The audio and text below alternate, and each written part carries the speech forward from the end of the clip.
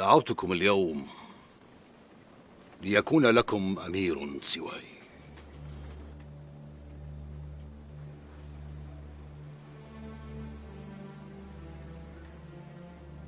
لا أمير لنا سواك. قد اقترب الزمان الذي حق فيه علينا أن نتنحى يا رزق. أما وقد ظهر لنا في نجد فتيان قادرون على حمل الأمانة والصبر على العاديات، ولقد غلبنا شبابنا قبل أن يغلبنا العمر والمرض.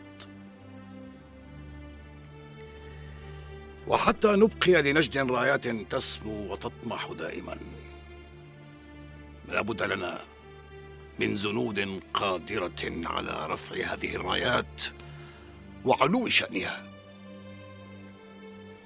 لهذا كله أعلن فيكم تنازلي عن كرسي الإمارة هذا، راضيا وراغبا لولدي الأمير حسن الهلالي،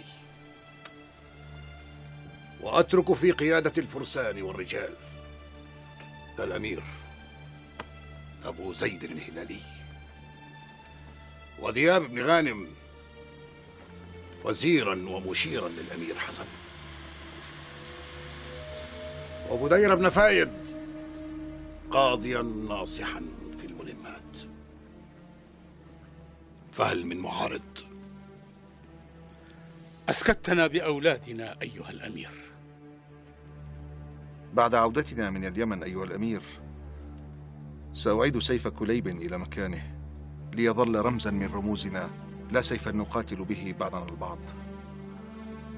إننا نحتاج لسيوف من حديد، لا لسيوف مصنوعة من خشب المعجزة.